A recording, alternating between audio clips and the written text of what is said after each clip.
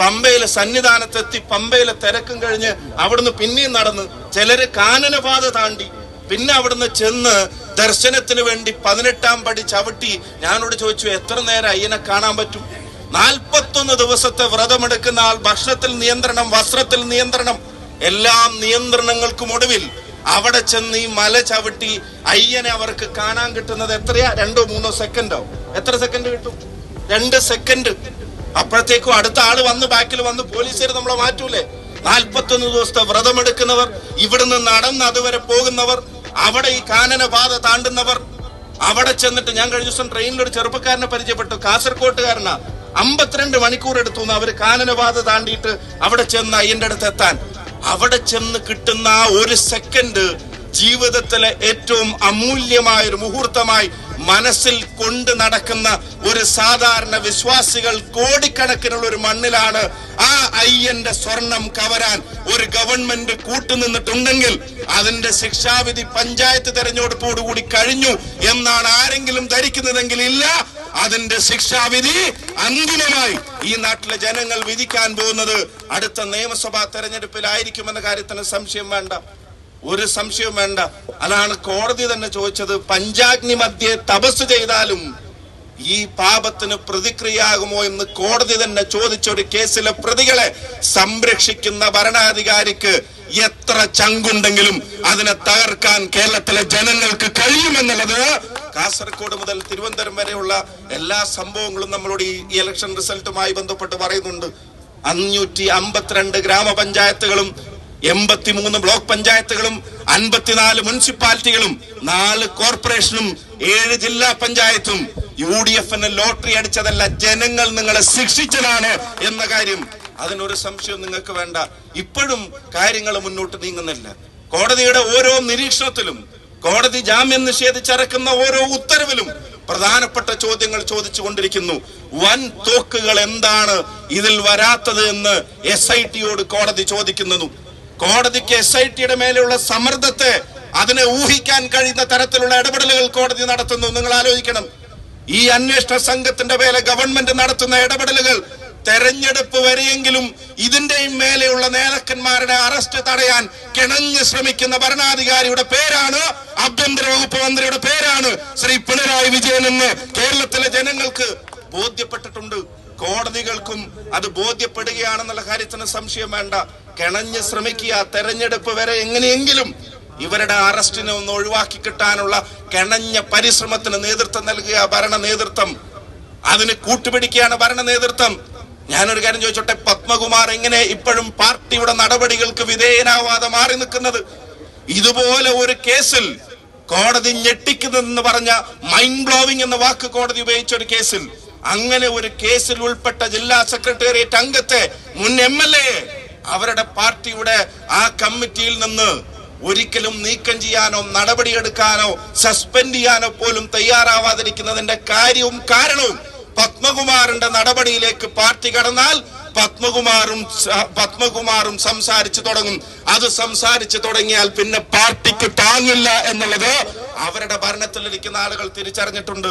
എന്തേ കോടതി തന്നെ പറഞ്ഞില്ലേ, കഴിഞ്ഞ തട്ടിപ്പിന് കൂട്ടി നിൽക്കാനല്ലേ ഈ വിവാദങ്ങളൊക്കെ ഉണ്ടായിട്ടും വീണ്ടും ഇതേ പോറ്റിയെ തന്നെ കാര്യങ്ങൾ ഏൽപ്പിക്കാൻ ഇപ്പോഴത്തെ ദേവസ്വം ബോർഡും ശ്രമിച്ചത് എന്ന് കോടതി തന്നെ നേരിട്ട് ചോദിച്ചില്ലേ? ഒരു അഴിമതിക്ക് കൂട്ടുനിൽക്കുന്നതും ഒരു അഴിമതി ആവർത്തിക്കപ്പെടാനുള്ള സാഹചര്യം ദേവസ്വം ബോർഡിന്റെ തലപ്പത്തിരിക്കുന്ന ആളുകൾ നേരിട്ട് ചെയ്തു എന്ന് കോടതിക്ക് ബോധ്യപ്പെട്ടിട്ട് എന്തേ അവരിലേക്ക്, അറസ്റ്റിലേക്ക് ഇവിടുത്തെ അന്വേഷണ സംഘം കടക്കാത്തത് എന്ന ചോദ്യമല്ലേ അതിന്റെ ഉത്തരമായി വരുന്നത്? എന്ന് വെച്ചാൽ എന്താ, അവരെയൊക്കെ പിടിച്ചാൽ, പ്രശാന്തിനെ പിടിച്ചാൽ, കടകംപള്ളിയെ പിടിച്ചാൽ, ആ ആളുകളൊക്കെ പറഞ്ഞു വരുന്ന കാര്യങ്ങൾ അത് പാർട്ടിയുടെ തലപ്പത്തിരിക്കുന്നവർക്കും ഭരണ നേതൃത്വത്തിന്റെ തലപ്പത്തിരിക്കുന്നവർക്കും താങ്ങാൻ കഴിയാത്തതാണ് എന്നതുകൊണ്ടല്ലേ ഇപ്പോഴും ഒരു നടപടി പത്മകുമാറിനെതിരെ എടുക്കാത്തത്? നിങ്ങൾ ആലോചിക്കുക, പത്മകുമാർ പാർട്ടിക്കകത്തും പയ്യന്നൂരിലെ രക്തസാക്ഷിയുടെ ഫണ്ട് തട്ടിച്ചു എന്ന് തുറന്നു പറയേണ്ടത് വന്നതിന്റെ പേരിൽ കുഞ്ഞികൃഷ്ണൻ പാർട്ടിക്ക് പുറത്തും. അതാണ് ഇപ്പോഴത്തെ CPIM എന്നുള്ളത് അവരുടെ ആളുകൾ തന്നെ മനസ്സിലാക്കിയിട്ടുണ്ട്. ആ പാർട്ടിക്കകത്ത് 2 ആളുകളുണ്ട്, 2 വിഭാഗം ആളുകളുണ്ട്. ആ രക്തസാക്ഷി ധൻരാജ്, എന്താ പേര്, ആ രക്തസാക്ഷി പാർട്ടിക്ക് വേണ്ടി ജീവൻ ബലി അർപ്പിച്ചവൻ, ഏത് പ്രസ്ഥാനത്തിന് വേണ്ടി ജീവൻ ബലി കൊടുത്തവരും ധീരരായ രക്തസാക്ഷികൾ. ആ രക്തസാക്ഷിയുടെ കുടുംബത്തിന് വേണ്ടി എന്ന് പറഞ്ഞു പിരിച്ച കോടികൾ, ആ കോടികളെ സംബന്ധിച്ച് പാർട്ടി പറഞ്ഞിട്ട് അന്വേഷണം നടത്തിയ ആളുകൾ.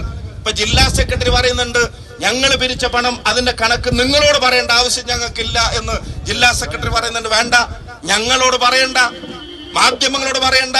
പക്ഷെ നിങ്ങളുടെ പാർട്ടി ഏൽപ്പിച്ച ഓഡിറ്റർ ഉണ്ടല്ലോ, പാർട്ടി ഏൽപ്പിച്ച ജില്ലാ കമ്മിറ്റി അംഗം, അയാളോട് പറയാൻ പാർട്ടിക്ക് ബാധ്യതയില്ലേ? ഞങ്ങൾ ആരെങ്കിലും ഉന്നയിക്കുന്ന ആരോപണമാണോ?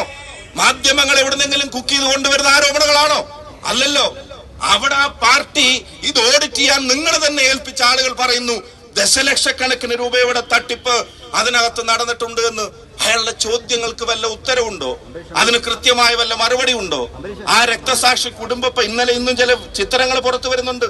ആ രക്തസാക്ഷിയുടെ കുടുംബത്തിൽ ഒരു വിവാഹം, ആ വിവാഹത്തിൽ പങ്കെടുക്കുന്നത് പാർട്ടി പുറത്താക്കിയ കുഞ്ഞികൃഷ്ണൻ.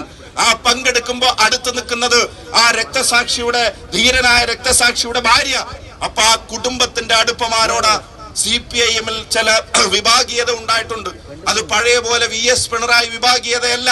ഇപ്പോഴുള്ള വിഭാഗീയത ഭരണത്തെ സ്നേഹിക്കുന്നവരും പാർട്ടിയെ സ്നേഹിക്കുന്നവരും എന്നല്ല, രണ്ട് തട്ടിലേക്ക് ആ പാർട്ടിയുടെ ആളുകൾ മാറിയിട്ടുണ്ട് എന്നുള്ളതിന്റെ തെളിവാണ് കുഞ്ഞികൃഷ്ണനെ പോലുള്ള ആളുകൾ ഇത്തരം കാര്യങ്ങൾ പറയാൻ പുറത്തു വരുന്നത്, ഇത്തരം കാര്യങ്ങൾ ധൈര്യസമേതം പുറത്തു വരുന്നത്.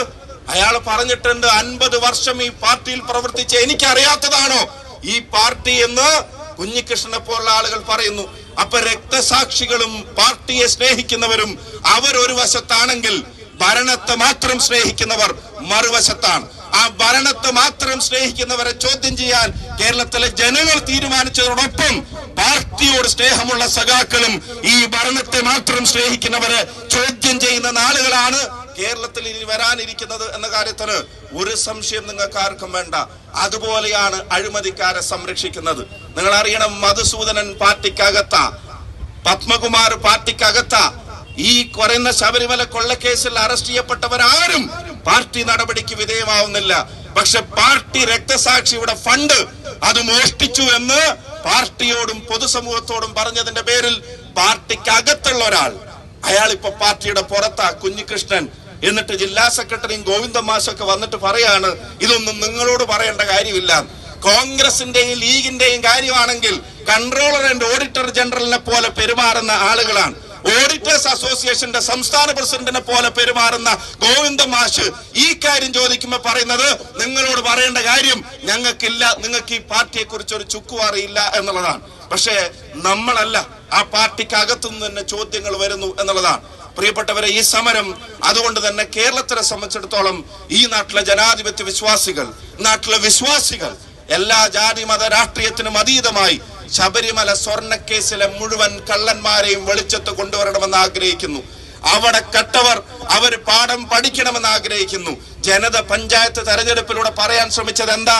ദേവസ്വം ബോർഡ് എന്ന് പറഞ്ഞാൽ അയ്യന്റെ സ്വർണം കാക്കാനുള്ള ബോർഡാണ്, കക്കാനുള്ള ബോർഡല്ല എന്നുള്ളത് ഈ തെരഞ്ഞെടുപ്പ് കഴിഞ്ഞപ്പോ ജനം തെളിയിച്ചില്ലേ? അത് മനസ്സിലാവാതെ ഈ ഭരണ നേതൃത്വം ഈ കൊള്ളക്കാർക്ക് നൽകുന്ന ആ പിന്തുണയെ കേരളത്തിലെ കോൺഗ്രസ് പ്രസ്ഥാനവും കേരളത്തിലെ ഐക്യ ജനാധിപത്യ മുന്നണിയും ജനകീയമായി തന്നെ ചോദ്യം ചെയ്തുകൊണ്ടേയിരിക്കും. കാരണം കോടതിയുടെ സംശയങ്ങൾക്ക് പോലും ഇതുവരെ ദൂരീകരണമില്ല. അറസ്റ്റ് വൈകിപ്പിക്കുന്നത് തെരഞ്ഞെടുപ്പിലെ തിരിച്ചടി ഭയന്നിട്ടാണെങ്കിൽ തെരഞ്ഞെടുപ്പിലെ തിരിച്ചടി ജനങ്ങൾ തീരുമാനിച്ചു കഴിഞ്ഞിരിക്കുന്നു എന്നുള്ളതിന് ഒരു സംശയം നിങ്ങൾക്ക് വേണ്ട. ഇത് ജനങ്ങളോട് പറഞ്ഞേ തീരൂ. ഈ കള്ളക്കമ്പനിക്ക് കൂട്ടുനിൽക്കുന്നതും സംരക്ഷണം കൊടുക്കുന്നതും ആരാണ്? കേരളത്തിന്റെ ആഭ്യന്തര വകുപ്പ് മന്ത്രി തന്നെയാണ്. ഇവരുടെ എല്ലാം ചീഫ് പാട്രൺ എന്ന് പറയാതിരിക്കാൻ കഴിയില്ല. മുഖ്യ രക്ഷാധികാരിയായി സ്വയം അവതരിക്കുകയാണ്. ഗുണ്ടകൾക്ക് പോലീസിനകത്താണെങ്കിലും പുറത്താണെങ്കിലും, കൊള്ളക്കാർക്ക് പാർട്ടിക്ക് അകത്താണെങ്കിലും പുറത്താണെങ്കിലും സംരക്ഷണം ഒരുക്കുന്നവർ, ദേവസ്വത്തിന്റെ സ്വത്ത് കവർന്നവർ, അയ്യന്റെ സ്വത്ത് കവർന്നവർ, ശബരിമലയിലെ ദ്വാരപാലക ശില്പങ്ങളിലെ സ്വർണം, നിങ്ങൾക്ക് എല്ലാവർക്കും അറിയുന്ന കാര്യങ്ങൾ ഞാൻ ആവർത്തിക്കുന്നില്ല. ഗോൾഡ് പ്ലേറ്റഡ് എന്ന് പറഞ്ഞാൽ സ്വർണം പൂശിയതല്ല, അത് പതിച്ചതാണ്, പൊതിഞ്ഞതാണ്. അതിനെ മാറ്റിയിട്ടാണ് ചെമ്പ് മാത്രമേ ഞാൻ സ്വർണം പൂശുള്ളൂ എന്ന് പറഞ്ഞ സ്മാർട്ട് ക്രിയേഷൻസിലേക്ക് കള്ളത്തരം പറഞ്ഞ് അവരെല്ലാം കൂട്ടുപിടിച്ച് ഈ പ്രചരണം നടത്തിയത്. അറസ്റ്റിലായപ്പെട്ടവർ ഓരോരുത്തരും ആരാണ്? വാസുവിനെ പോലുള്ള ആളുകൾ, ഉമ്മൻചാണ്ടി സർക്കാർ അവിടെ ഈ ശബരിമലയിലെ യുവതി പ്രവേശന കാര്യത്തിൽ അത് വിശ്വാസത്തോടൊപ്പമാണ് നിൽക്കേണ്ടത് എന്ന് കൊടുത്ത സത്യവാങ്മൂലം അതിനെ അട്ടിമറിക്കാൻ, സർക്കാരിനെ കൊണ്ട് അതിനെ അട്ടിമറിപ്പിച്ച് ഇവിടെ പറയുന്ന ഈ യുവതി പ്രവേശനം സാധ്യമാക്കാൻ അതിന് കൂട്ടുനിന്ന ആള് വാസുവിനെ പോലുള്ള ആളുകളാണ്. പോലീസ് കളിക്കുന്ന കള്ളക്കളി നിങ്ങൾക്കറിയാം. ഇപ്പൊ അടുത്ത് അറസ്റ്റ് ആയപ്പെട്ട ഒരാൾ, ഒരു IPS ഉദ്യോഗസ്ഥന്റെ അച്ഛൻ, ആരോഗ്യ പ്രശ്നങ്ങൾ എന്ന് പറഞ്ഞ് അവിടെ പിടിച്ചിടാൻ നോക്കിയപ്പോഴും അവിടെ പോലീസിന്റെ SIT കോടതി നിർദ്ദേശം വന്നപ്പോ അവര് മഫ്തിയിൽ ചെന്നിട്ടാണ് അവിടുന്ന് പിടിച്ചു കൊണ്ടുപോകേണ്ട അവസ്ഥ വന്നത്. ഇപ്പൊ ഭരണകൂടം കൊള്ളക്കാർക്കൊപ്പമാണ്. ഭരണകൂടത്തിന് നേതൃത്വം നൽകുന്ന ആള് തന്നെയാണ് ഈ കൊള്ളക്കാരുടെ മുഖ്യ രക്ഷാധികാരി. പക്ഷെ ജനങ്ങളാണ് അധികാരത്തെക്കാൾ വലിയ ശക്തി എന്ന് തിരിച്ചറിയാത്ത ഈ ഭരണകൂടത്തെ അതിനെ താഴെ ഇറക്കാൻ നോക്കും, താഴെ ഇറക്കാൻ കാത്തിരിക്കുകയാണ്. ഒരവസരം കൂടെ പോളിംഗ് മെഷീൻ, ബാലറ്റ് മെഷീൻ മുമ്പിൽ വന്നാൽ നിങ്ങൾ നിസ്സംശയം എഴുതി വെച്ചോ, രക്തസാക്ഷികളെയും പാർട്ടിയെയും സ്നേഹിക്കുന്ന യഥാർത്ഥ സഖാവും ഇത്തവണ വോട്ട് ചെയ്യാൻ പോകുന്നത് ഐക്യജനാധിപത്യ മുന്നണിക്കായിരിക്കുമെന്ന കാര്യത്തിന് ഒരു സംശയവും വേണ്ട. മറ്റൊരു വിഭാഗമുണ്ട്, അവരിപ്പോ ഇവര് രണ്ടും തമ്മിലുള്ള വ്യത്യാസം പറഞ്ഞറിയിക്കാൻ ബുദ്ധിമുട്ടാവുന്ന തരത്തിലേക്ക് കാര്യങ്ങൾ മാറുകയാണ്. പ്രസ്താവനകൾ, രാജ്യത്തിന്റെ പ്രധാനമന്ത്രി കേരളത്തിൽ വന്നിട്ട് പറയാണ് INC എന്ന് പറഞ്ഞാൽ, ഇന്ത്യൻ നാഷണൽ കോൺഗ്രസ് എന്ന് പറഞ്ഞാൽ മാവോയിസ്റ്റ് മുസ്ലിം കോൺഗ്രസ് ആണ് എന്നുള്ളത്. ഇത്ര വലിയൊരു നിലവാര തകർച്ച, സ്റ്റേച്ചറിന് ചേരാത്ത തരത്തിൽ, പദവിക്ക് ചേരാത്ത തരത്തിൽ നിരന്തരം സംസാരിക്കുന്ന ഒരു പ്രധാനമന്ത്രി, തെരഞ്ഞെടുപ്പ് വരുമ്പോ ചെയ്ത കാര്യങ്ങളോ നേടിയ കാര്യങ്ങളോ പറയാൻ കഴിയാതെ ഇന്ത്യൻ റുപ്പി $1 93 രൂപയായി കൂപ്പുകുത്തി താഴെ കിടക്കുമ്പോ അതിന്റെ താഴെ നിലവാരമുള്ളത് രാജ്യത്തിന്റെ പ്രധാനമന്ത്രിക്ക് മാത്രമാണ്. ബാക്കിയെല്ലാം ആ പറയുന്ന നിലവാരത്തിലേക്ക് മാറി. അങ്ങനെ കൂപ്പുകുത്തുമ്പോ അതിന് പറയാൻ മറുപടിയില്ല. പണ്ട് ഗുജറാത്തിന്റെ മുഖ്യമന്ത്രി ആയപ്പോ ഞാനാണ് ഇവിടെ ഭരിക്കുന്നതെങ്കിൽ ഇന്ത്യയുടെ രൂപ അതിന്റെ വിനിമയ നിരക്ക് ഇങ്ങനെ താഴില്ല എന്ന് ഉറച്ചുറച്ച് പ്രഖ്യാപിച്ച പ്രസംഗങ്ങൾ നിങ്ങൾ സോഷ്യൽ മീഡിയയിൽ കാണുന്നുണ്ട്. അതിന് എന്തെങ്കിലും ഉത്തരവുണ്ടോ? പെട്രോളിനും ഡീസലിനും 40ഉം 50ഉം കടന്നപ്പോ അതെന്തോ വലിയ പാതകമാണെന്ന് പ്രസംഗിച്ചിരുന്ന ആളുകൾ ഇപ്പൊ അത് സെഞ്ചുറി അടിച്ചു നിൽക്കുമ്പോ പറയാൻ ഒരു മറുപടി ഉണ്ടോ? നടത്താൻ ഒരു പത്രസമ്മേളനം ഉണ്ടോ? എന്തെങ്കിലും ചോദ്യത്തിന് ഉത്തരവുണ്ടോ? ഇനി അതും വേണ്ട. ഗ്യാസിന് സിലിണ്ടറിന് 400 ആയപ്പോ ഇവിടെ കുറ്റി കൊണ്ട് റോട്ടിലിറങ്ങിയിരുന്ന പല BJP നേതാക്കന്മാരും ഇത് 1000 കടന്നിട്ട് ഈ തെരുവിലെവിടെയെങ്കിലും കാണുന്നുണ്ടോ? ഇപ്പൊ ജനങ്ങളോട് പറഞ്ഞ കാര്യങ്ങൾക്ക് മറുപടി പറയാൻ കഴിയാതെ അതിന് പകരം നേരിട്ട് വന്ന് കുത്തിത്തിരിപ്പിനും ജനങ്ങളെ തമ്മിലടിപ്പിക്കാനും ഒരു പ്രധാനമന്ത്രി നേരിട്ട് പ്രസംഗിക്കുകയാണ്. കോൺഗ്രസ് എന്ന് പറഞ്ഞാൽ മാവോയിസ്റ്റ് ആണ്, മുസ്ലിം കോൺഗ്രസ് ആണെന്നൊക്കെ ഒരു പ്രധാനമന്ത്രി നേരിട്ട് പ്രസംഗിക്കുക. ആ പ്രധാനമന്ത്രി നേരിട്ട് പ്രസംഗിക്കുന്നതിന്റെ മുമ്പേ അതിന്റെ ടീസർ ആരാ പുറത്തുവിട്ടത്? രാജീവ് ചന്ദ്രശേഖരനല്ല. അതിന്റെ ടീസർ ആരാ പുറത്തുവിട്ടത്? സുരേന്ദ്രനല്ല. അതിന്റെ ടീസർ ആരാ പുറത്തുവിട്ടത്?